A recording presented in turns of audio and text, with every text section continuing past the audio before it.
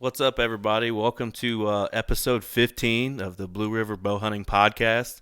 I have a really cool guest that I've been wanting to have on for quite some time, and you're going to see him more than once here in the next few months. But I have David Yeater from West Virginia. How's it going, man? Good, Brad. How you been doing, brother? Not too bad. Probably the same as you. Ready to chase some long. But I start this episode out the same way every episode. How did you get started in the hunting world? Okay. Actually, growing up, my father was a small game hunter.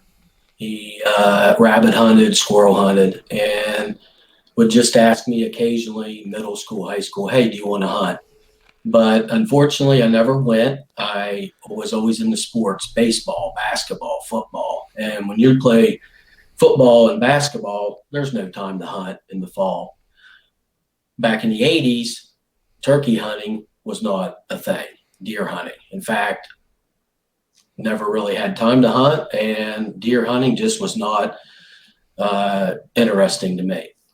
So I go to college, and a couple of my roommates were big time hunters, deer hunting and then fall turkey hunting. So early 90s, West Virginia started what I call restocking mountain birds from Elkins, Randolph County, mountains of West Virginia, and bringing them over to central and northern West Virginia.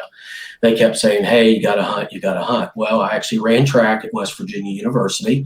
Still no time to really hunt. Yeah, that was pretty cool coming from a small town and being able to compete at the Division I level. Absolutely. So unfortunately, injuries ended my track career after my sophomore year. And I thought, what am I going to do with my time? And my buddy Brad Billiter, who I consider a blood brother, said, man, you really need to get into hunting. And so it was kind of funny. I bought a little 20 gauge and started squirrel hunting and stuff like that. And I liked it, but it was like, okay, that's okay. But what's the next level? Still no turkey hunting yet. So deer hunting, 1993, I'm getting ready to graduate from West Virginia University. And my dad said, hey, what do you want for your college graduation gift? And I was like, how about a deer rifle? And he's like, okay. So he worked with a bunch of guys that hunted and ended up buying a 30-06 for me. And you got to imagine, had nowhere to hunt, lived in an apartment outside of Morgantown. It's funny, I'm back in Morgantown now, but this is 1993. Back then it was bucks only. They had a very strict season on. You could only shoot bucks, didn't have the doe tag overlap, stuff like that. So I got permission from the apartment manager to hunt down over the hill. And I was doing my student teaching that week. So I would race home from Blacksville, which is Clay Patel High School, go to the apartment, change into blaze orange, and run over the hill and sit and just wait. No idea what was going on. Monday, nothing. I was like, well, that's okay. Tuesday, a couple guys were coming up the hill about 5, a little after 5, and said, hey, did you see anything? And I'm like, no, what's going on? He goes, yeah, we don't know if there's even deer on this hillside. I was like, okay. So they walked past me. It was kind of funny. It didn't have a tree stand or anything, Brett. So I had found a log that had fallen between kind of a fork of a tree and maybe 10, 12 feet up in the air. So I was kind of sitting with my back against the tree and sitting in that fork with that log that came up 10 feet off the ground. And all of a sudden, I hear something walking. And I looked over and there was a buck with antlers. I didn't count the points. I didn't look at the antlers. All I did was put the scope up and 45 yards shot and thought I heard it crash. Now, again, nobody had ever taken me deer hunting. I had no idea if I kill one, how am I going to gut this thing out? But I had watched a video or something about how if you're on a hillside, you'd lay it where you're going to gut it out and the guts will fall out because of gravity and all that. Because that's how I learned. And I went over and found it, and I couldn't believe it. Gutted it out, dragged it up the hill, literally across the parking lot.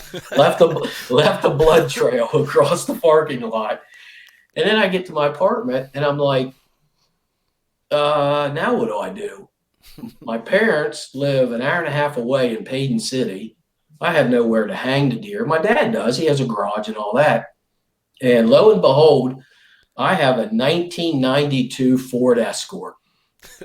And I covered the whole back hatch trunk area of that thing with plastic and stuffed that buck in there and took it to Paden City, hung it up, came back, did my student teaching on Wednesday, which we're getting ready to go into Thanksgiving break.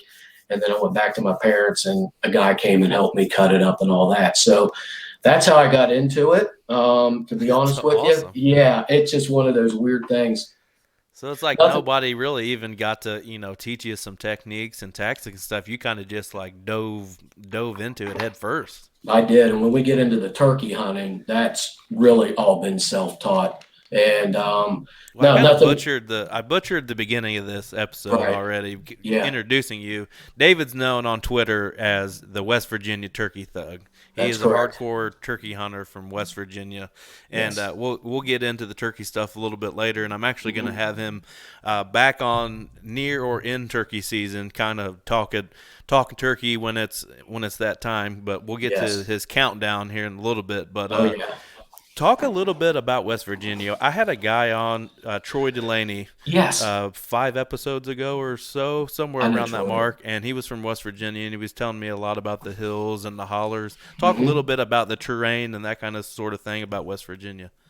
Well, one of the toughest things about West Virginia is A, hills and hollows, but you can use those to your advantage. I mean, if you ever find what's called pinch points, trails, old logging roads, I can tell you, old timers to now, if you can set up a stand off an old logging road or a ridge top, something like that, it's tough. And when it really becomes tough, Brett, is after you kill the deer and it runs all the way down the hill to I the can bottom of only the hollow. And imagine. we'll get into my deer from last year, Hmm. which I never had scored.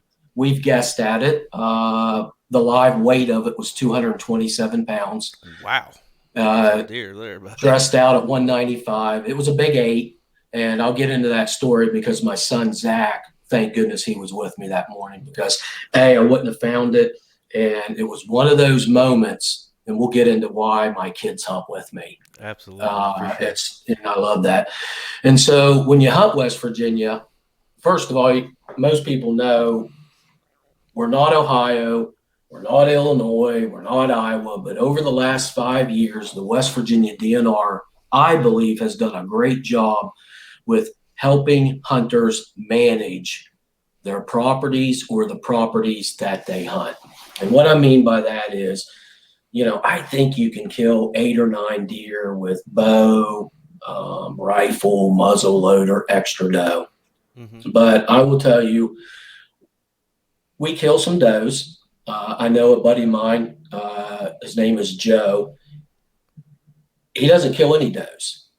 He's like me on the turkeys. I don't like to kill female turkeys in the fall. I believe you should keep every one of those hens for laying eggs because, as you know, 10 to 12 eggs, you might get 4 or 5 turkeys out of that. Right. So he believes that with the does, where I believe that with the turkeys. And what's the most fascinating thing about West Virginia, and everybody that knows me or follows me on Twitter knows that I love to post pictures of West Virginia. Almost Absolutely. heaven. Almost heaven. Almost heaven. And the farm that I hunt, I don't care. You may see 50 pictures from that farm and you may see the same 5.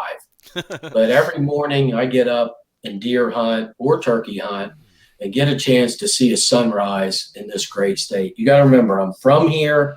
I'm born here. I was raised here. I've lived in West Virginia. Even though I work in Virginia, I've worked in Virginia most of my life. I've always lived in West Virginia, except for maybe 3, 4, 5 years. And I love this state. And of course, going to WVU, running track, that's really been just very memorable to me. But I think the most challenging thing about West Virginia is the terrain. And whether you're deer hunting or turkey hunting or squirrel hunting, you've got hills, you got to climb, rough terrain. And like I said, we'll get into the big buck. And when that thing ran down the hill and clear around the corner and onto the other farm, I thought, we are going to have a heck of a drag. And we wouldn't have done it except the farmer let us bring the side by side in. So that's the thing about hunting West Virginia. But the scenery, I hunt mostly Tyler County, West Virginia, which is an hour north of Parkersburg, an hour south of Wheeling. It's about 13 miles from the river. My buddies, my friends, everybody from Joe, Steve to my son Zach, Matt, everybody that stays there, my buddy Brad. We stay in Shiloh, West Virginia. It's in Tyler County. It's not off the grid, but it's, you can say redneck, hillbilly, whatever you want. It's Tyler County. I hunt some in Wetzel, especially turkey hunting, but I don't hunt pretty much. I hunted Berkeley County when I lived over there, and I actually killed, at that time, one of the top 10 birds in West Virginia.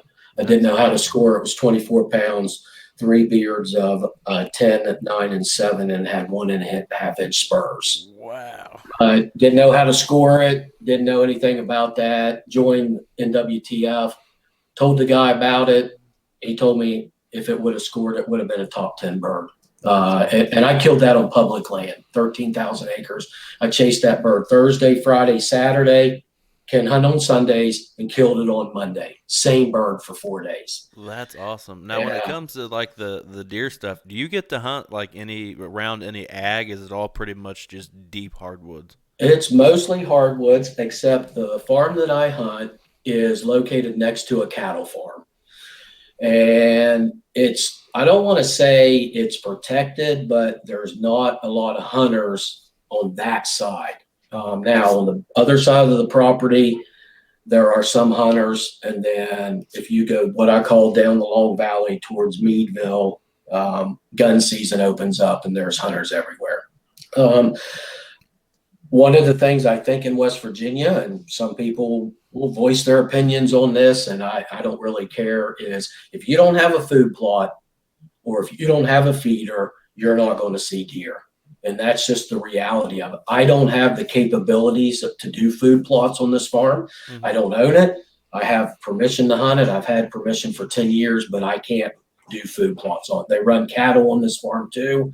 And I can put a nice food plot out and then the cattle will be in it. So, so I hunt in the hardwoods, and, we do some tripod feeders. We hang some, what I call bucket feeders, and we run trail cams. We usually start that first week in September. The bow season opens up third week, third Saturday, usually fourth Saturday in September. And but I know guys that can do food plots. So, one of my sayings has always been, I really don't care how you deer hunt. Enjoy it and just do it legally. If you want to run feeders, food plots, crossbows, I use a crossbow. I was glad it passed 5 years ago or 6 years ago here in West Virginia. It's allowed my kids to hunt.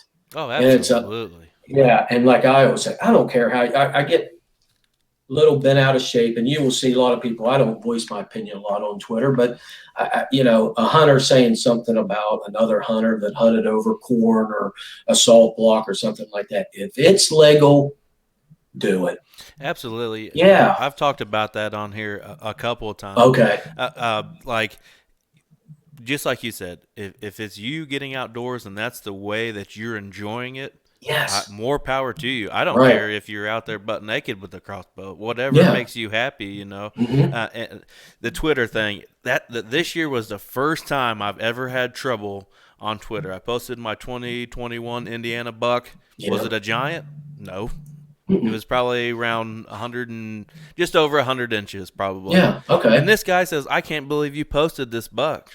Yeah. I'm like, dude, you don't know how hard I've worked in this whole season. I think I remember. And I've only been behind my bow 4 times this year. Usually I'm filming people.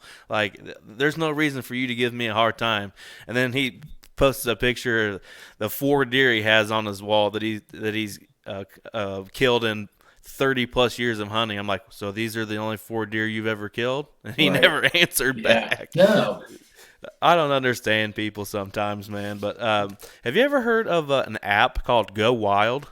No, I have not. You need to get on it. You would be perfect for this app. It's called Go Wild. All right. It's a social media just for hunters, and everything's uncensored. They don't censor out anything like Facebook and all that other kind of stuff. And dude, it's awesome. So the more Is you it? post on this app, you gain points, and they send you free stickers. And I got a shirt. The shirt I'm wearing tonight is Go Wild. They say, I mean, the more the more you post, the better things are for you on there, and you Really? can log trophies in there. So your deer and your turkey and everything, you earn points for logging your trophies and stuff. And it just, you keep earning all these things. You get percentages off of certain products and stuff like that. But everybody on there is like super nice. Like anything that Really? you post, like if the first time, say you post on there, hey, this is my first time posting or whatever, Mhm. everybody will be like, so happy that you're here, blah blah blah. And there's a lot of turkey hunters on there that I've seen. Okay. You'll Why have to do check you? it out because you'd be I like, okay, I will. like this. I will. You assuming I like decals, Brett? Yeah, we all like some free stickers, You man. know I do, man. I love it. I got yours on there. I won't say the other ones that I got on there, but no, I like promoting things, and that's what I'm all about. Like I said, whether it's deer hunting or turkey hunting, I feel I've worked hard at what I do, and I kid Mhm. around with people. It sometimes feels like a second job. Oh, Uh, absolutely. this year, and we'll get into my deer season this year. It was by far the worst for me. I think Uh, a lot of people had that problem this year. yeah, kids couldn't hunt with me. I passed up some deer. What I hope hasn't happened is the big buck that I killed last year has now funneled me into you've Only got to shooting big kill, deer. but it hasn't. I just, and yeah, but I'll be honest with you. One of the things that was on my mind every time I went to the woods is if I kill it, am I going to be able to get it out here by myself? I'm not old, but I'm 51, and dragging a deer is not easy. But again, I mentioned earlier about Joe, who doesn't believes in managing his antler list by not killing them. Hmm. His camp is actually just around the corner, and every Well, at time least I you have post, somebody close to he help you always out. offers to come help me out. I'll post on there almost heaven, and he knows I'm in the woods. He'll text me and all that kind of stuff. So, but yeah, I'll check that app out. Go Oh Wild, man. no, It's go cool. wild, buddy. You will Yes, absolutely love it. I I I I, might. I Yeah. post on there probably about once a day. Okay. And We'll I check it love it. You can out. ask people questions, like, hey, Yeah. what's everybody doing on this? And there's like different threads, which it's hard to explain. You'd almost have to see it for yourself. But say you don't even want to look at anything but turkey hunting. You click on this thing, and all the Mhm. turkey hunting stuff pops up, Wow. or I will just check all that the out. deer hunting, or all the podcasts, or whatever. But um, the land that you're talking about, so do you mostly hunt private land, or you have some public that you get on too? I do hunt mostly private now. When I lived over in Hedgesville, West Virginia, which was Berkeley County, Eastern Panhandle, um, I turkey hunted there on public land. And then I had a little 50-acre tract of turkey hunting I could do on private. But then when deer season came, bow, gun, I always came back to Wetzel, Tyler County. Hmm. So now I now live in Morgantown, West Virginia, which it's great to come back to watch the Mountaineers and live in the city where I went to school here. My daughter, youngest daughter, goes to school here. She's a freshman, Mallory at WVU. Zane is a junior at Trinity Christian School here. Hmm. My oldest son lives here as well, Zach, and he also lives in Morgantown and works at Cintas here out of Morgantown. And then my oldest daughter graduated from WVU as well as an accountant and moved here and then now lives in Pittsburgh. So myself and my kids are right here. So now it's all private. There are some good places. I think Lewis Wetzel. There's a place called the Jug. These are all places close to where I stay at my buddy's camp, but Hmm. it's private land. The actual farm that I hunt 100% of the time on deer is 345 acres, mix of fields, hardwoods, what I would call seasonal streams that run off the hill and down across into this big hollow. Hmm. And then turkey hunting is all private too. It's this farm, and then my buddy Matt has a farm over in Wetzel County that I'm able to turkey hunt, and I believe that's a tad over 300 acres. Now that's steep. Wetzel County, for some reason, is more steep than Tyler, and you better start walking in early March to get ready to hit the hills of West Virginia, especially turkey hunting. I like to run and gun. Somebody who asked me, when do you start scouting turkeys? Year Opening round. day. No, opening day for me.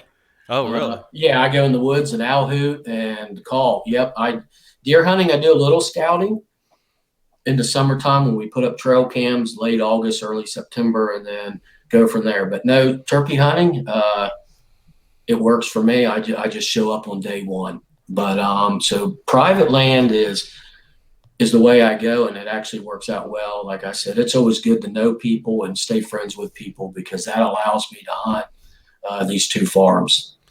Well, it's nice to have, like you said, you kind of just walk up and hoot owl and kind of figure out things. Most of the Yeah. places that I get to turkey hunt Okay. are they're hours from me. So Oh yeah. when I get the chance, I'll run trail cams if I can, but it normally Mhm. doesn't work out like that.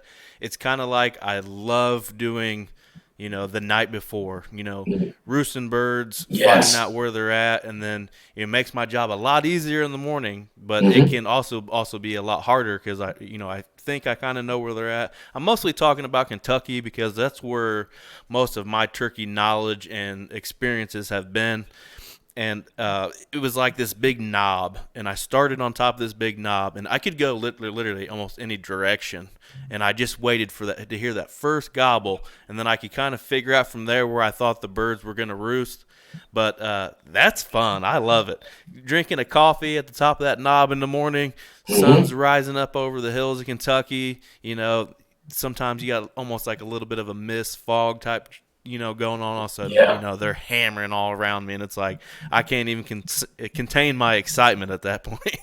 Well, we won't get into the 100 turkey stories that I'll have for you in the No, other episode, yeah, but we gotta save that for the other episode. because that remind me though to tell you the first one when 1995 when roosting wasn't even a word, but I had watched Primos Truth One turkey hunting, and Will Primos talked about roosting. So I called my buddy Brad and said, "Hey, I heard about this roosting thing." And he said, "What in the world's that?" So I'm going to stop the story there. We'll save it for the Yes, turkey, but put a pin in that. We'll come back to put a that pin on that a couple because months. it is a glamorous, awesome story. And it's just one of those things that worked well. Well, let's talk a little bit about your gear setup for deer. Okay. Um, if I'm not mistaken, I've looked on your Twitter before when you've posted on there when you're deer hunting. You like to hunt out of a blind, am I correct? That is correct. As you get older, I'm not scared of heights, but there's multiple reasons for that. I used to be a climber, tree stand. We still have a double stand that we hunt out of. Zach mostly hunts out of that, but the blind allows for me as I get older not to worry about falling out. I've always worn a harness and stuff like that. Number two is that it allows you to be safely with a kid.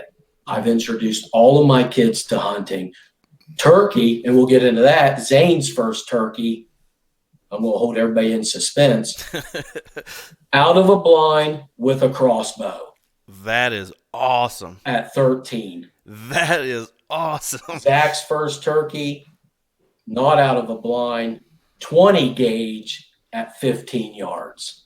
That Mallory's is awesome. first turkey, the mad scramble, birds everywhere. I can't see it. She sees it. She gets it. So we'll get into those stories. But the blind, it's not as versatile because I keep it all concealed except one little window. Mm-hmm. And I can tell you, I've had deer right beside me and I peek out and they're right there and you can't shoot. You have to wait for that great opportunity in that area where you've cut brush, you've cut your shooting, you get one chance and that's pretty much it. But, and we also like it as it gets colder. No, absolutely. And little advertisement for buddy heaters. Those things have saved a lot of time with my kids in the woods because when it's 18 degrees and your kid wants to go deer hunting, first of all, you ride a side by side for 10 minutes, you freeze going over, then you walk and you kind of warm up a little bit. But you can sit down in that blind, get that heater going. That's all worth it. But I also, I admit my kids make fun of me. I like to spend a lot of time on my phone, and the blind allows you to get away with more movement. And the big buck that we'll get into, the big buck that I killed last year out of a blind with a crossbow. That is awesome. A And lot so, of people are hesitant to get yeah, in blinds for yeah. deer. They say that they can pick the blinds off and all that. I don't even actually have that much experience deer hunting out of a blind. I've done it a Okay. few times. I tried it once in Ohio this year. Just Hmm. I packed it in instead of a stand. I had a malfunction with a climber, and I was 4 hours from home, and I was lucky enough that I brought my blind, so I sat in it and I liked it, but I felt like could have been picked off very easily. I have Hmm. a double bull blind, and I just felt like I don't know if I made a certain move, I probably would have got picked off. We Hmm. saw some deer. I never got the chance to shoot one out of it, but uh, I don't have too much experience hunting deer hunting out of a blind. Is it something that you already have set up, or is Hmm. it something that you bring in and out with you each time? No, the blind, the preseason, or what I call bow season, goes along a logging road. I do. I always use trees to just like you would up in a stand. You Mm-hmm. always want that big tree or in between trees and try to conceal yourself. Same with the blind, but I'll get into the story where we put the blind in the middle of a field. And we've killed multiple deer out of it. That's But awesome. we put the blind up about the first week of September, let the deer see it. They use the logging road. I don't know if they get used to it because obviously we can't talk to them and they Right. can't tell us, hey, what's that? When that guy put that thing up? But I do put it up when I put the trail cams up. And I will tell you some of the secrets that I use is, I do still wash and spray my clothes. Mm-hmm. Um, I'm concerned about thermals and heat coming out that front window. But then once inside the blind, I always spray the inside of the blind and then I spray around the window. And I can tell you, I've had deer 5 feet from me. Once you move, though, they will detect you. But scent, I'm not saying it's easier in the blind. You've just got to be concerned about Yeah, it. it's probably easier to contain it a little bit, I would It think, instead seems of like like the it. wind blowing Yeah. up in a stand, blowing it Mhm. down and into a bottom or something. It might just be blowing inside the blind. Exactly. But then once we kind of start transitioning to what's called the West Virginia gun season, it used to be bucks only, but now it's bucks. And then you can buy doe tags and you can kill either sex as long as you have both tags. I'll move the blind from the hardwoods to the knob in the field, right out in the open, wide open. I don't care. There's not a tree, nothing. And we put that thing there on a Friday evening and it sets there Friday, Saturday, and Sunday, and boom, Monday gun season opens up. Okay. Zach killed an 8 point out of it this year. Last year, I killed a 9. Zane killed the broken 8, and Mallory took her first deer as a doe, and all those deer were killed out of that blind. That I is don't think awesome. they can, and it sits right out in the middle. Brett, it sticks out so far when you come up the farm road at 300 to 400 yards, you can see that blind in the middle of the field, clear way over there. And I don't know, it doesn't seem to bother them, but I can tell you the reason it's located well is we've got a gas right away to the right, the main one that goes up the center. You've probably seen the picture where I Hmm. post and the right away goes up the middle, Yeah. and the bowl hall is to the left, and that's where the deer come from. And like turkey hunting, position is important. Oh, absolutely. So is it with deer hunting, but that blind is wide out in the open, and we've killed multiple deer out of it. But I like it. I still get in the double stand once in a while. Zach really prefers the double stand, Hmm. and I still have a fixed stand in there. I haven't gotten in it in 2 years, but 90% of my hunts are out of the blind. That's awesome. Yeah. I prefer like the advantage of being up high, if that's Mm-hmm. what you want to call it, Right. having the height advantage. I would definitely try to adventure into the blind game a little more. I Mm-hmm. got that double bull, but I would for me, I would like to take it in and out each time, just because of the amount of money that I spent on that blind. It's a hub style blind, Oh, super okay. nice. Yeah. So I actually bought it for turkeys in general, because I've been on this adventure trying to kill one with my bow, which has been just about impossible here the last Mhm. couple of years. But that's a story for another time. But Yeah. Hey, I know a guy, West Virginia turkey thug. You might want to look him up. If you ever yeah. need a guide. Hey, Absolutely. we might have to work that out. We might have to. But I love hunting up in the air, and I've Mhm. had issues this year and last year really with the gear that I bring in as far as filming. It's a lot of weight, and then you add a climber or whatever. So most of the time I'm in a set lock-on situation with two stands. That way I can film whoever I'm with. Mhm. But this coming year, I'm about to flip all that. I'm about to get into the saddle hunting, I believe. I'm Oh, currently okay. working on getting a setup going for that, and it's basically for me, it's going to be a mobility thing. I'm going to be Mhm. able to go wherever I want, pretty much. So that's what I'm pretty excited about jumping into that, and hitting even some public land. Venture deep, get as deep as I can go, which I'm sure would be real fun dragging something up out of there. But Yes. what about your crossbow? What kind of crossbow are you using? Actually, I used to shoot Barnett, but this year I switched over to a PSE.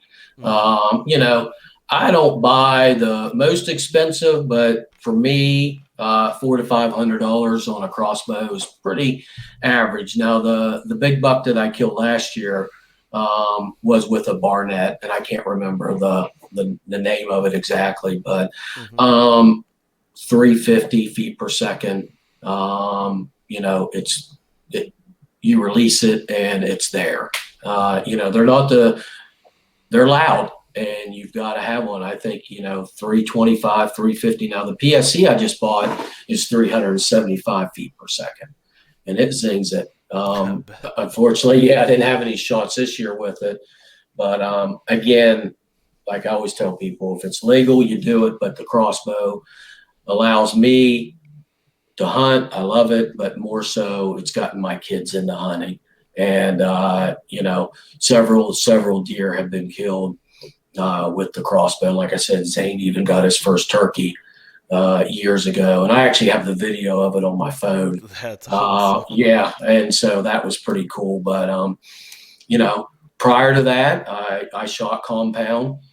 It was PSE, and always hunted out of a tree stand. Enjoyed that, and but now it's crossbows, and then for rifle season, I use a 30-06. Zach has a 270. Zane and Mallory will usually use the 243. And then 3 years ago, I actually purchased my first muzzle loader and bought a CVA 50 caliber, and just that hooked me. I've killed a deer every year, nothing big. I think I killed a spike, a doe, and then I killed a buck. I don't know what it was because it had holes in its head and had already lost its antlers because our season is mid-December. And Mm. so some of the bucks start losing it. And that's fun. I mean, I know things are more, that's not the old pumpkin ball and pouring the powder in, but Yeah. it still smokes. And that's the other thing. When you shoot a deer out of a blind, you don't know what happens for Definitely with about a muzzle loader, it'd just for be a, like a cloud. it's at least 15 seconds before you kind of come to your senses and you kind of see. Last year, Zane and I went with the muzzle loader, and it was about 5:15, and a doe had popped out into the field, and Zane's never killed one with his muzzle loader, and is kind of thinking, okay, Dad, I want to take this deer, and I'm like, sounds good to me. Right. So it's 5:15. He's actually on the deer and says, I think that barbed wire is across its body. So I'm getting the binoculars out. I'm looking, and I said, I think you're right. It had not jumped the fence yet to Mm-hmm. come into the field. And I said, why don't you wait? And then all of a sudden I looked up that long right of way, and I said, Zane, there's a buck up there. And he goes, Where? And he says, oh, I see. I said, let's wait. It might come down. We've got about 15 minutes here. It might come down, check these does, see what's going on. It goes into the woods. 5 minutes pass, 6 minutes pass. And all of a sudden, I hear Zane say, there it is, Dad. And I'm like, what? He said, the big buck.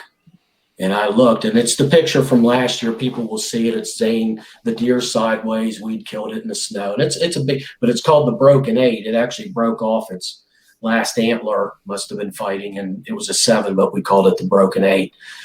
So we waited, and the doe jumped the fence, and lo and behold, so did he. And so it's like 5:20, and Zane gets on it and shoots. And of course, the blind fills with smoke. And he's like, where'd the deer go? And I'm like, well, we got to wait. You got to wait for the smoke to clear because it comes in and fills it up. And the smoke clears and you don't know what's happened.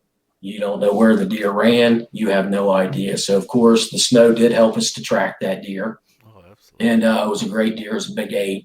But, the muzzle loader is probably the most fun. And I love muzzleloader. I love it. I got hooked on it. My buddy let me borrow his a couple of years ago, and I didn't have the chance to shoot anything. But like I said, in 3 years, it's killed 4 deer, and it's just fun to go. But yeah, you want add a little bit of more fun to it. Shoot one out of the blind, because it's pretty fun with that. So let's talk about your 2021 deer season after. Okay. I didn't mean to cut you off. No, that's okay. Go ahead.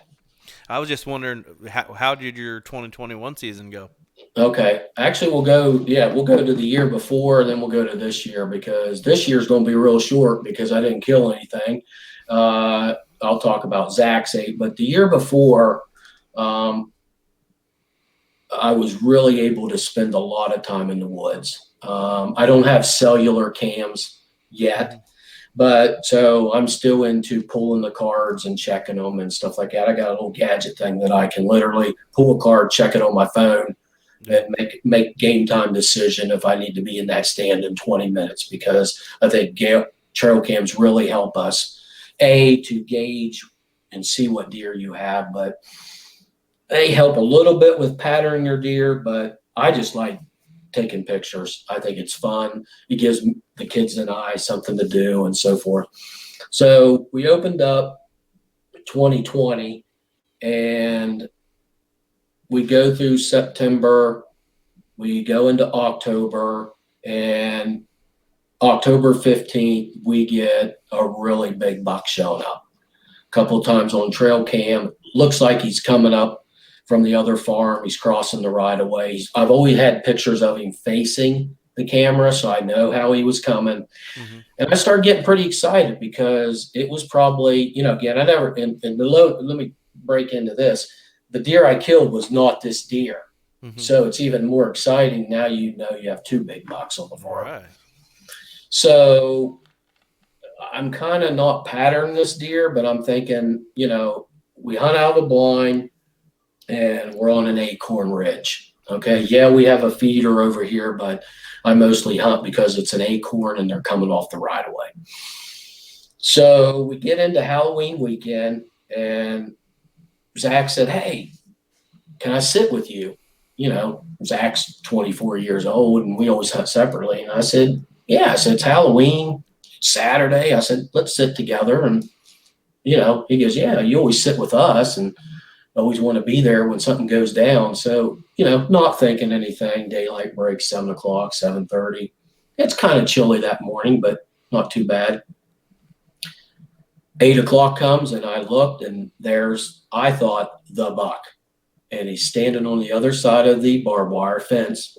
And I said, Zach, there he is. And Zach turns and looks, and he just jumped the fence. And Zach said, oh my gosh. And I said, that's him. I said, we've got 3 or 4 pictures of him. And I said, I tell you right now, I know what he's going to do. So the funny story that happens here is Zach gets so focused on the deer, he has no idea that I've already got the crossbow up and ready. And I didn't even have time to get a shooting. I'm already up and set. He comes walking across the right of way. and breaks into the woods. And he is now at 40 yards. And I'm waiting for the broadside shot. Right. Zach again is just locked in. And again, this is a big deer to us. This one's probably 145, 150 deer. I've seen him on camera, 17-inch spread, probably 8, 9-inch tines. And for us, that's a really big buck. Mm-hmm. He turns and starts walking sideways or broadside at 35 yards. Again, Zach has no idea I have the crossbow ready. And you got to remember, I've got the half moon window, so he's sitting off to the left, well out of the way, and all of a sudden that buck stops and I shoot. And of course, Zach jumps, and I mean, you could just hear the arrow hit it. And I was like, I got it. And Zach said, "Oh, you got that thing hard." It tries to run down the hill. It almost flips. It drags its head, and we hear it go down the hill, and that was the end of that. So I thought, he's down. So we're sitting there talking, we're celebrating, and it's just exciting because he's with me. And so we wait 15, 20 minutes, and we get out, and we look around and find blood, and then the blood trail ends. And I'm like, oh, you're kidding me. And so I said, listen, let's separate. Let's look for this deer. I said, I've got a good head on it. And it's just going to be a matter of, we're going to have to really look for it. So again, you got hollows, you got thick, you got hills. It's, most of the time they do run downhill. They'll stay low. They'll follow a creek. This is exactly what this deer did, but we didn't know that. I shot the deer at 8 o'clock, 8:30, 9 o'clock. At 9 o'clock, I am so discouraged. And I'm thinking, I can't find this deer. No cell phone service. I'm down in the hollow. So I start yelling for Zach. And all of a sudden, Zach says, "Dad, I found a main blood trail. It's downhill. I can tell it's sliding." So Zach found that main blood trail for us. So we go up the old logging road.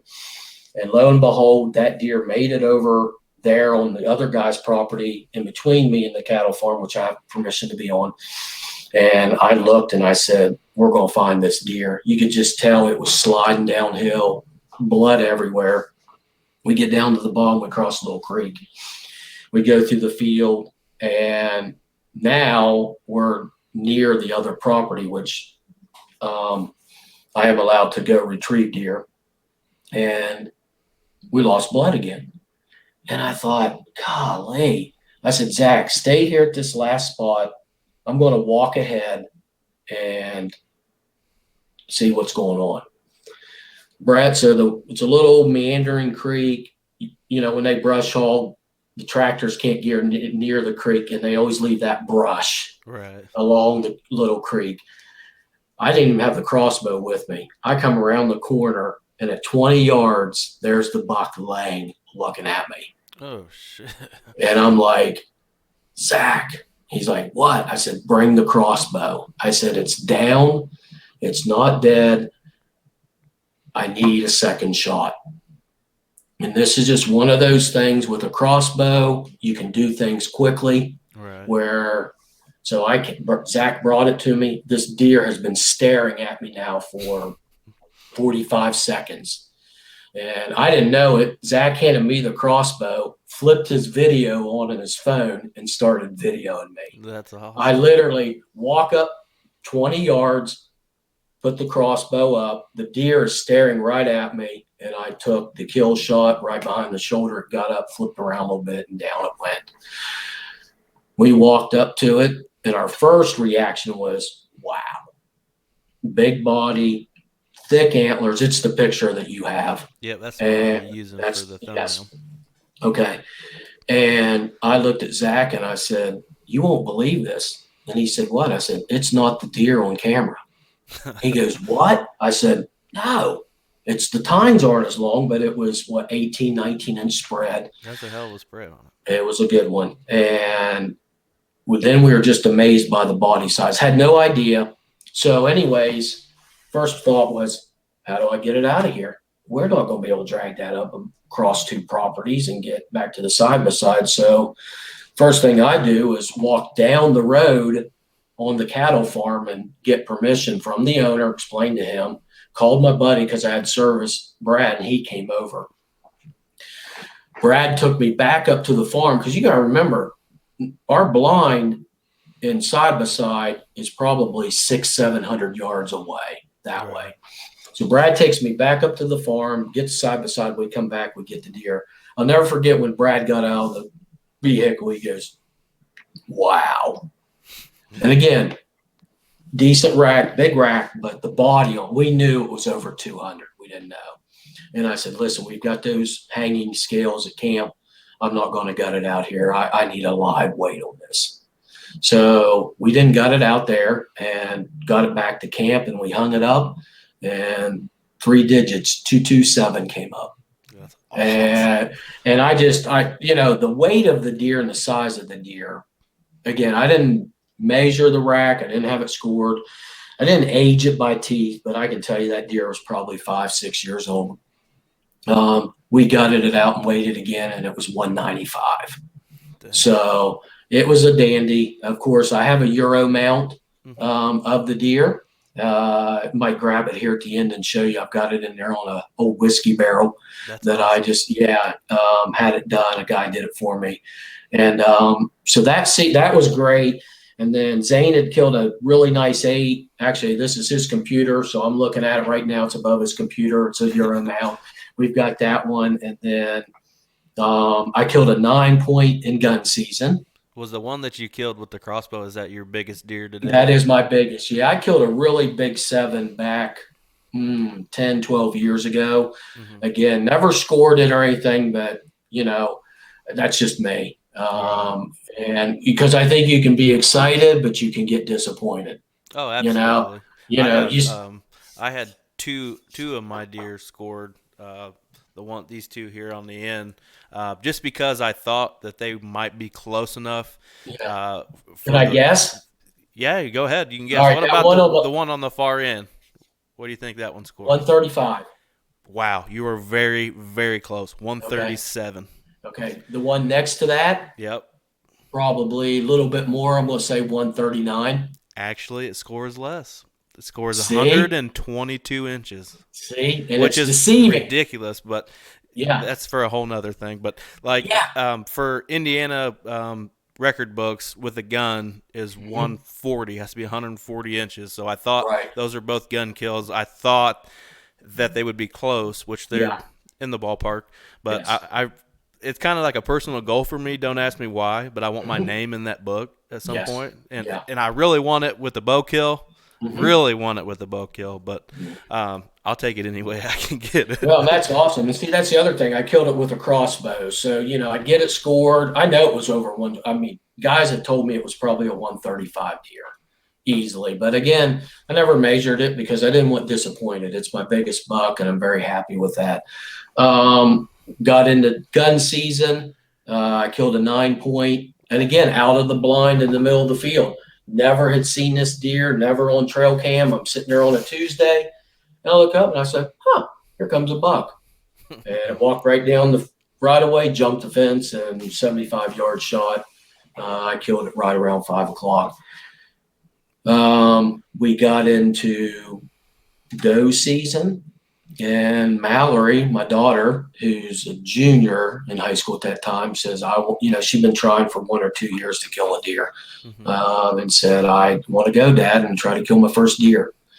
And so I said, "Hey, we're going to the blind." I said, "There's deer in this field every night." Well, you know how this works, Brad. They don't show up. Well, it's Friday. I'd hunted there on Thursday. Nothing came out. Friday, we get in there. It's 5 o'clock, no deer. 5:10, no deer. I said, "Mallory," I said, I don't know if this is going to happen or not. 5:15, 8 deer in the field. All these does just started popping out, left, right, center. And one big doe walked in right in front of the blind at 65 yards. She put the 243 up. And I said, "Where's the crosshairs?" And she said, "Dad, right on the shoulder." I said, "Put it in there." And she shot and dropped it right there. and she awesome. had her first deer. I just get so tickled. I can't even describe the emotions. My family is very sports oriented. Back in high school, state basketball championship, ran track at WVU. My son ran track at West Liberty, broke my long jump record at my high school. My youngest son, very competitive in sports, and then Mallory and the girls volleyball, Peyton City, were state runners up in volleyball. So sports has always been big. We like to compete. I think that's why they like to hunt. Oh, absolutely. It is a competition. So, And with you talking about that, let's just transition right into it. Youth hunts and hunting with your kids. What does that mean to you? this year was tough because we didn't do it as much.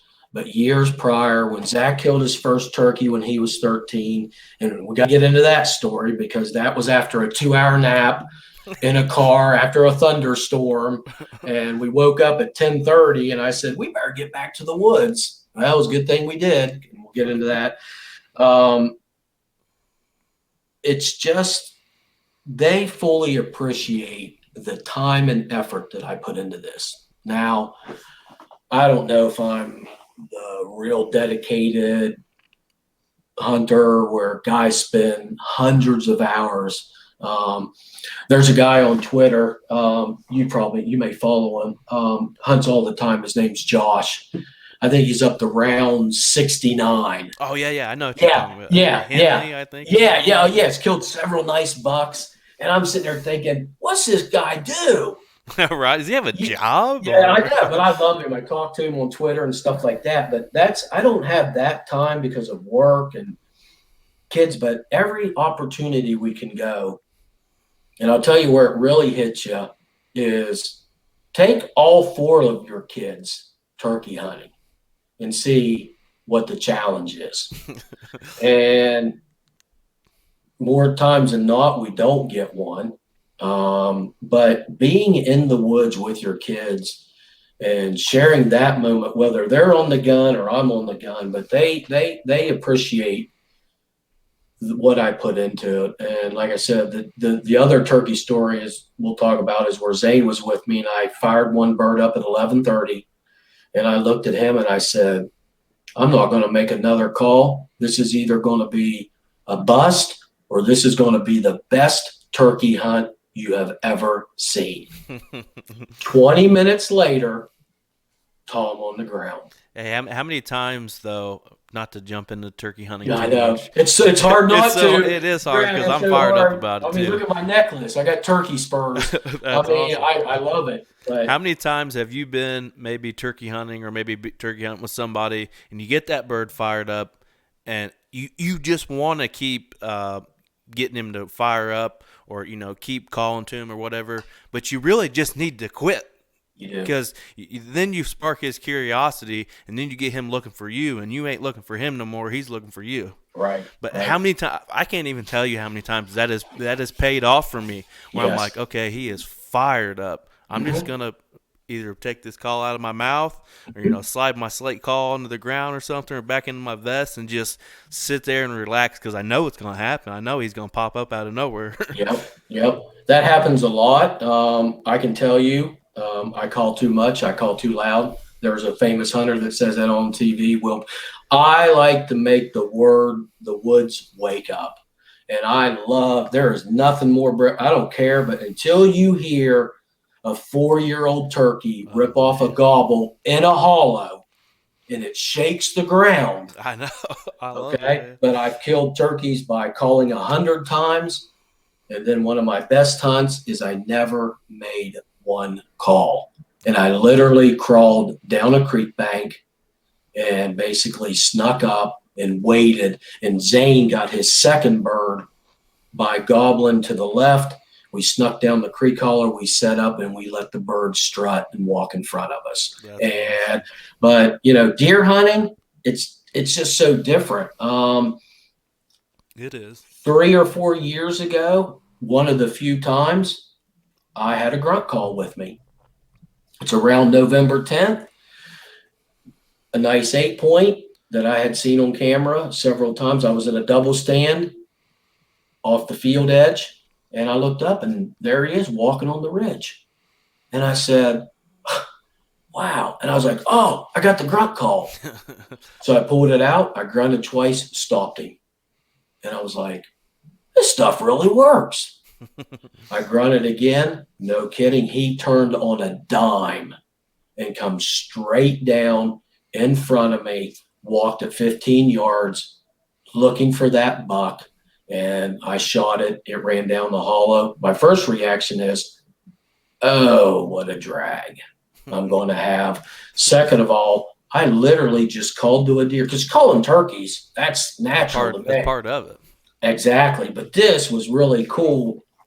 And again, this deer had run about 250 down the hollow, but I don't make a lot of noise in the woods deer calling. Now, I know it works. I've seen it work. For me, I don't really know the exact right way, the timing of it. I know that I can tell you I've rattled, I've grunted. It just doesn't happen there. And it just, even this year, I had a buck grunting and chasing, and, everybody will say, hey, grunt, make noise. He'll come over and challenge you. And the deer never came over. It doesn't always happen like that. No, I've thought about getting into decoys. I've wanted to try it. I've been very curious to try it because here we're hunting a lot of ag. Yes. And on the edges of a lot of ag, we could put that decoy out 30 yards or something off the stand. And I think it'd be cool, especially the video and wise. You get one fired up coming in. He doesn't even have to be big. He challenges it and tackles it. You see it all the time on YouTube or hunting channel and stuff. I think it'd be awesome to catch that. Now. Yes. Last year, I caught some incredible stuff with my camera when I was deer hunting. I have deers making scrapes. I have deers grunting, chasing does. Wow. I have deer making rubs on multiple trees. I mean, hitting community scrapes. I have pretty much everything besides breeding. And this year, I was not unfortunate enough to be in that situation again. I barely got anything on film, really. I had the opening day of bow season here in Indiana, October 1st. Had 3 different bucks come in. Got them on video. Another time we had some does. We got a big giant 6-pointer on camera one night. Other than that, man, I didn't have very good luck with the filming this year. Just didn't really see good deer numbers in general. Yeah, and that's, like I said, this year was tough for me. So here's another great story for this year. Zach had not killed a buck in a couple of years. We hunted separately Monday and morning, and then Monday evening I said, hey, I want to come sit with you in the blind in the wide open field. And he's like, oh, no, sit down in the log pile, which the log pile is about 200 yards from the blind. Basically, I'm hunting the hollow before they get to the field, and he's hunting it right away. So we actually weren't sitting together, but I was going to be close enough if something did happen. I literally was going to be there 5 minutes because, if you take a deer, I don't care what deer it is, it's nice. It's great to be there to celebrate. Oh, cool. Yeah, absolutely. So anyways, I believe it was around 4:30 and 270 barked. And I texted and said, what happened? And he said, buck down. And I just, Brett, I even though I wasn't with him, I just started getting chills, getting excited. Now, he had seen the Big Ten about an hour or 45 minutes before, nose down, going through the woods, looking all that. He could not get a shot. So this deer had come off the right of way and popped into the field, and he shot it. I texted, I said, is it okay to come up? He said, it's down. So I literally go up there. I'm getting as fast as I can. And he said, it's over here. It's over here. He was already there. It was down. And it was an 8-point. And never had seen this deer on camera. And it's just one of those things where, we high five, we hug. And it's just one of those moments, and then I looked and said, boy, this is going to be fun. It had literally gone where they clear that right away. They stacked the logs the wrong way. So they literally made a barricade of the logs instead of turning them sideways where you have gaps. And so that deer had gone over that log pile. But anyways, that was on Monday, and we were successful and we got it. So I guess I'll go ahead and share the story. I might make you edit it out, but No, I usually don't edit the podcast so too much. It's pretty much raw well, footage. I didn't post this. Everybody always sees where I'm successful. Okay, I'm not going to brag. I don't miss too much. On Tuesday, Zach said, "I want to sit with you, Dad. It's gun season." I said, "Okay." So we're sitting in the blind together, and at 4:30, one of the bucks that we have on camera shows up at the barbed wire, and it's what we call the spaded mule 7. And let me describe this deer to you. Right side, spaded rack. And what I mean by that, you call it spooned, flat, bladed. And it's just got this funky right side. I don't know if it's been injured on the left or whatever. On the left, he's got a mule deer rack, real nice. And one of the tines comes up and forks like a mule deer. That I is don't, wild that you say that. Well, the in West biggest Virginia, deer we chased this year, his okay. left side had a mule Yep. deer rack. Yep. That's what this was. And I've never seen this in West Virginia. And he's 75 yards standing broadside, kind of quartering away, which I would not shoot that with a crossbow, but with a 30-06 180 grain bullet, no, I don't think twice. So he's standing on the other side of the barbed wire, and I said, and this is kind of funny. I said, "Zach, you want to see a deer drop?" Oh, you He's jinxed like, yourself. "I did." So I put the 30-06 up, and I shoot, and the buck drops. I looked at him and I said, "We got him." And he's getting excited. I'm getting all excited. And all of a sudden, Zach says, "Dad, the buck's trying to get up." And I'm like, "What?" So I put the scope up. By this time, it's a minute later, minute and a half, just enough for the sun to start coming through my scope. Oh, man. And I'm like, "Zach, where is it?" He goes, "Dad, it's standing up beside the tree." And I'm like sitting there thinking, he's lying. I look off to the side of my scope and it's standing there. Brett, I've never seen this happen. I've seen a deer, I've just seen a buck drop, lay on its side, and now it's standing up. And I can't get on it. And all of a sudden, Zach says, "Oh, it's running." Down the hill it goes. We looked for 2 hours. Now, I've killed deer with a muzzle loader, found no blood, find a dead deer. Mm-hmm. We never did find that buck. And I'm like, Wow. I am sick. Now, here's the great thing about trail cams. A week later, he shows up on trail cam. And I'm like, what in the world? So I take the disc out of the thing, put it in my computer so I can zoom in. Brett, there's a hole in front of the shoulder where I had shot that deer. I must have pulled it to the right. And there is a shot him. No, it's right in front of the shoulder. Like, here's the shoulder in the neck area. Oh, wow. And there's a hole, plain as can be, and that deer survived. So I'm assuming I didn't hit any bone, probably didn't hear any muscle, probably hit in front of that shoulder. It probably went through what I consider the base of the neck and never hit anything to make that deer bleed, hurt, or anything. But the spaded mule 7 has survived because I got him on camera again a week later. That is wild. So people on Twitter, you know the secret now. Turkey Thug I didn't miss. Because you'll get 2022, you're gonna get your redemption. I was just talking to somebody on the phone earlier today. I have to do that myself this turkey season. Okay. So when you get a chance later on, you're just sitting in the living room before you go into bed. Go on our YouTube and find my turkey hunting Missouri trip, and you'll know what I'm talking about because I missed at 30 yards my last day in Missouri there was 3 birds. So I don't know if you've ever had this happen to you, not turkey hunting, but they were gobbling. They shot down in the field.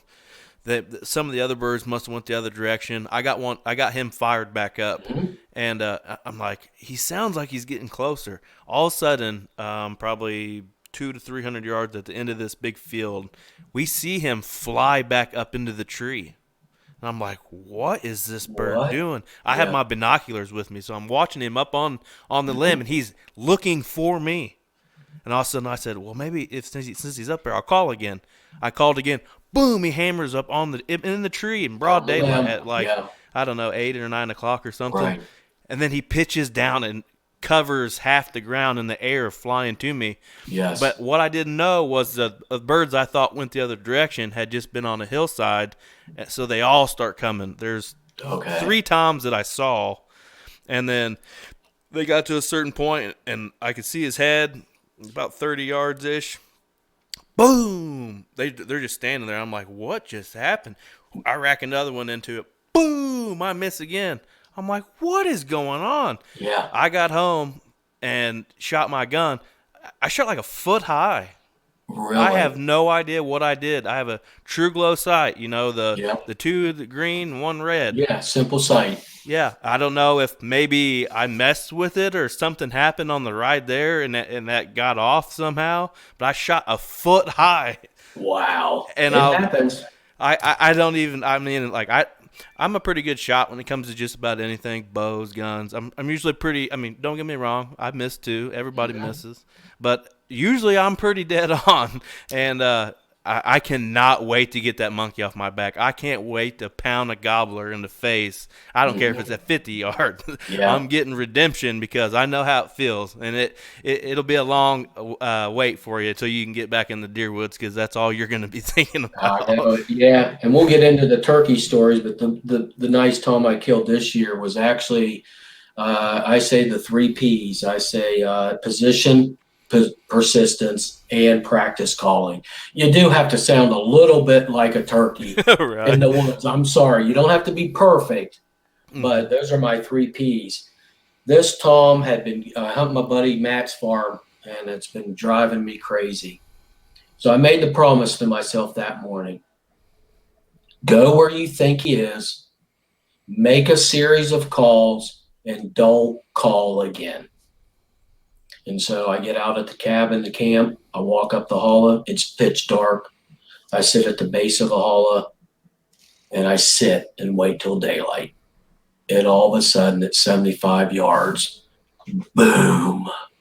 And I thought, he's in his bedroom. I'm in his living room, and I've got him. I just told myself I got him. He really starts firing up. The other hens do their fly down cackle. I Hmm. did one series of fly down cackles. I did some putting. I did some purring, and I sat and waited. 20 minutes later, I look to my right, and there he is. And boom, that was it. And so that's how it works sometimes. I have missed some toms in the past. But, you know, turkey hunting, deer hunting is fun. I love it. Wouldn't trade anything in the world. Turkey hunting is a passion. Oh, And absolutely. I will get up at 5 o'clock every time I can to go in the woods. And I've had more success from daylight to 8:39. Now I've killed birds 11:30. I've killed Me birds. too. West Virginia, we can hunt till 1. Oh, The really? rule is you have to be out of the woods at 1. So you have to be out of the woods, your gun packed up, ready to roll at 1 o'clock. That's Deer hunting. that's something that I had never had to experience until last year when I went to Missouri, and you Mhm. can only hunt till noon. Had to be out Okay. at 12:30 or whatever it was. But Okay. here in Indiana and Kentucky, where I've turkey hunted in the past, there isn't a thing. You It's can all hunt all day. day, and Yeah. I've killed birds at dead noon before in Kentucky, and it's like when the hens went back to nest and all that, and then you can get them fired back up, and that's been some of my favorite memories. Kind of waiting for that to happen. Pull your Mhm. sandwich out of a bag, your Gatorade, and kind of eating your sandwich, and then you hear that one fire up in the field somewhere, and then you just go chasing them. Yeah. I love it. I do love it, but I'll be honest with me. If West Virginia passes all day turkey hunting, I will be a dead man because I will be walking and running all day. Right. I actually enjoy the break. You know, 1 o'clock, I go back to camp. I eat. We do work. We'll do chores. We mow. Pretty good at taking a nap. And about Right. 2:30, 3 o'clock, we get up, and then but no, that's just a passion. Deer hunting. Um, I love it too, and we love to eat deer. I mean, typically in the past, Brett, we kill 3, 4, 5 deer, and I think I we eat it remember. all. Wasn't there a famous? I wouldn't say famous, but wasn't there a big photo that you took last year that you put on social where you had like all the meat that you had harvested like in a weekend or something? It was all kind of like stacked Actually, I up. think it was over about 2 weeks. 2 weeks. Yeah, Zane had killed two, I had killed one, and Zach had killed a doe. So we had 4 deer in about 2 weeks. Um, for roast steaks, and I don't know how many Ziploc bags of deer jerky I've made. I will post it. You know, it's deer jerky time again, and people just go crazy. One of my famous sayings in the morning is "Rise and grind." It's It's deer deer hunting. hunting Oh time, yeah. and I've got a friend she's a female hunter, Diane, up in Ohio. She loves that. I've got a guy that'll say he put on there one day, "Rise and grind." I'll leave that up to Dave Yeater. I And remember that so, one. Yeah. yeah, so almost heaven, rise and grind. It's deer hunting time, and then that transitions over to turkey time, Oh, obviously in the absolutely. spring, and then the turkey countdown. That's what I I was getting do. ready to ask. Let's talk Oh, about your we're, turkey countdown. What day? What we got left? well, let's see. I got to look on my phone. I got to cheat a little bit. Oh, you're fine. I've got a countdown on here. So I always start the turkey countdown at 100 days. I don't know. I've just always done that. We're at 103 right now. 103. So we're getting close. And then during that countdown, whether it's Throwback Thursday or Flashback Friday, I'll start posting my old pictures. Somebody asked me one time, "How many turkeys have you killed?" I have no idea. All right, that's kind of how I We're, am too. we're allowed to, but here's the deal. In the state of West Virginia, I never tag out. Here's why. If I tag out, I can't take my kids. Right. I'm not allowed to call. I can't assist. I have spoken directly with DNR representatives or officers, and the rule is same as deer hunting. If you tag out, you can't put orange on and push deer. You can't drive deer. You can't participate in the hunt. So I teach my kids to follow the rules. So I've killed a bird on opening day and never have killed a second bird, but Zach has killed one. Zane has killed one. My buddy Brad's dad, Steve, who I took in the past, and we've killed out of a wooden shanty in the middle of a field, 2 toms that I have called from 100 miles. And I don't care. I love being with people. I love to hunt with people. Brad, my buddy, had not hunted one time in 15 years. He's like, "Dude, I want to go." I was like, "Let's go." Opening day at 10 o'clock, boom, Brad, we got a gobbler down. That's awesome. It is. And so I don't know how many I've killed. I mean, I've been hunting since 1995, but the social media platform has really allowed me. I mean, yes, I have 10,000 followers. I follow probably 7, 8,000, but I do social media, and I just started Facebook back in May. Hmm. I kind of do some hunting stuff on there, but that's more for old friends and Yeah. stuff like that. But the West Virginia Turkey Thug, David Yeater, was created. I changed the Turkey Thug probably 6, 7 years ago, but it's mostly my hunting social media. Right. I love to post pictures. I love to do the countdown, the hunting, rise and grind. I love posting pictures. I love seeing people's other pictures. That's what I use it for. I don't get on there for politics. I don't get on there to state all this stuff. I've been attacked by anti-hunters. I've been attacked by hunters. And you can say what you want, but I have taught myself, and I tell my kids, I don't even respond. Right. I don't even, I leave that up to Michael Waddell. He's very good and he handles things very professionally, whether it's politically, hunting ethics. He loves to address that. I leave that up to that. I feel I don't have to defend it. Okay. If you want Right. to eat your cattle only or your vegetables only or whatever, I respect that. Right. And you need to respect what I do. Absolutely. I'm a very ethical regulation guy. Like I said, I don't go out but I'll give you the quick funny story. The one year I killed one on opening day and everybody got one. I killed one. I called one for my buddy. Another that year I was associated with about 10 kills. That's awesome, man. That's what I That's love. I love being there. oh One of yeah. the last day, buddy Matt calls me. This is when I lived there in the Panhandle. He goes, "Let's go turkey hunting." I said, "Dude, it's May 26th. Birds haven't gobbled behind my house," which I couldn't hunt those, but that's how I gauge turkeys. I said, "We're wasting our time." He goes, "I haven't gone that much." And I said, "Okay." I said, "What's the rule?" He said, "Whoever has the shot, take it." I said, "Okay."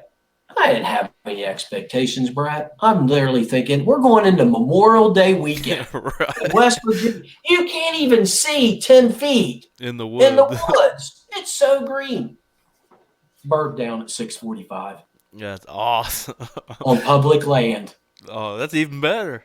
And I waited 5 minutes for him to get the shot. He couldn't get it. And then he was sitting right beside me. I said, "Matt, it's right in front of me at 45, dude. 12 gauge. He's dead." He said, "Dave, take it." And I did. It was a big bird. That's awesome. So that was one of the probably 2 or 3 years where I'd actually tagged out. But again, I don't tag out because if I tag out, I can't go. I can't Right. take my buddy Brad, his dad Steve, his uncle Joe. I can't take my buddy Matt. I can't take Zach. I can't take Mallory. That's the other thing. I'm going to have a chance this year to hunt PA. Zach and I are going to go up there, and then also I'm going to be able, I think, to sneak over to Ohio. My buddy's got a place over there, and he's got a 7-year-old boy that they had a couple of toms in front of him this year, and it just didn't work. And I said, I want to be there. Oh, I want to absolutely, be man. there with father and son that takes his first bird. Be awesome. So, anyways, yes, the countdown will start in about 3 days. I know it's January, but it's coming. It's coming, and I can't wait. Like I can already just feel the When's your sun coming. season open? When's your season open? The third Wednesday in April, I believe, Okay. is what it is Ours, here in Indiana. But I'm gonna try to sneak off some places this year. I don't care if it's just going to film for somebody or right. assist in calling or calling. Maybe they never done it before or something like that. I want to venture out. Me and my neighbor Adam Bonowitz, I think we are going to try to take his boys down for the Kentucky youth season. We did that Yeah. last year. Awesome trip. It was super cold for Turkey youth weekend down there. It was near the freezing mark when I'm used Ooh, to hunting yeah. 70 degrees or 60 Yeah. degrees down there. So hopefully they can have a better turkey hunting experience down there maybe Yes. this year. Okay. And then we have youth season here in Indiana, like the weekend after that. So I Okay. want to do some. I want to do some traveling on Turkey this year, just for filming. I just want to go film some people. Yeah, that'd be cool. Our turkey season, our youth seasons opens up literally the 2 days before Monday, Saturday and Sunday. We've killed a couple birds there, and then our season opens up on the third Monday, which used to be the fourth Monday, but the DNR bumped it a week. Um, I'm not into the timing of turkey hunting. I'm more into, hey, I do not fall turkey hunt. I Me just either. don't. I don't go. I hear them carry on. I've seen them, but like my buddy with the does. Please don't kill the hens. I need that hen to lay every egg possible. Now, I turn around and regret that in the springtime because it's that same hen that's preventing the gobbler from Right. coming to me. And I'm sitting there thinking, why did I say that?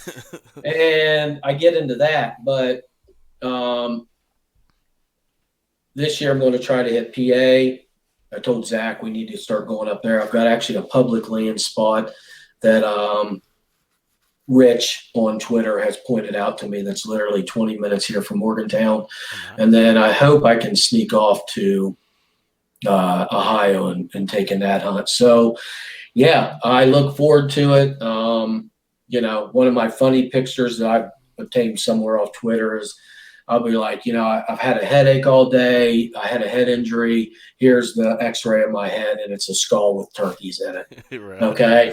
I just love it. Deer hunting, like I said, it's fun, whatever you want to call it, but turkey hunting is the passion. And that all started back in 1995. I'd graduated college and I got a Will Primo's Truth One video. That's awesome. And watched it, and I said, that is something I need to get into. And here it is, almost 30 years later. I had started deer hunting in 93, so I'm over the 30 years in deer hunting. And, throughout the years, I've taken some nice deer, but obviously the one last year. What was actually cool about, I'll just add this in this little personal note, was that I submitted the picture because I know the editor for the local county paper. So they put me on the front in a little picture, Yeater bags trophy buck.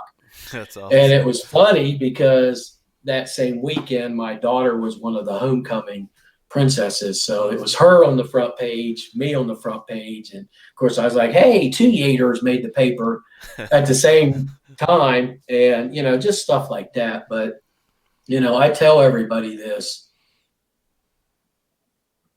When you take a kid hunting, expect not to see deer.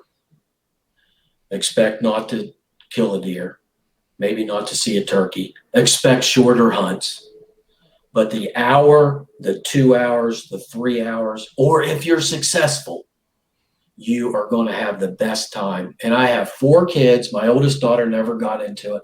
Mallory's now in college, and she didn't deer hunt this year because she's at WVU and just didn't have the time. Right. But I said, that's okay, because last year we almost got her one, and it just would not come off the hill into the woods off the right of way. But I tell people, whether it's your son, your daughter, nephew, or whatever, take the kids, because whether they get one or not, you're going to create some type of memory or moment that's going to be lasered into your head, your memory. Because I could sit here and talk 3 hours. So, yeah, I think we're at an hour and 22, Brett. I can tell you right now, that show's going to double in April. Turkey season. Oh, absolutely. Turkey season. Because when I start talking about the kids and stuff, but I just, not just that. I'm gonna pick your brain on a lot of stuff when it comes to anything from calling, the types of calls you're using, a lot of situational stuff probably. Okay. Yeah, I look forward to that because again, it's so different. It is. I don't per se sit still. I have ruined a lot of hunts by moving. But I'd like to make things happen. Oh yeah, I'm a run and gunner as well. I love it, except for when I do the bow hunting thing for turkeys. I sit in a blind. So but we'll talk about all that in stories. But like I said, I know this was mostly obviously deer hunting and stuff. Right. I think one of the things I really enjoy about deer hunting is processing the deer myself. Making jerky, making a roast, whatever I do with it. I just, but don't get me wrong. I still like a beef steak.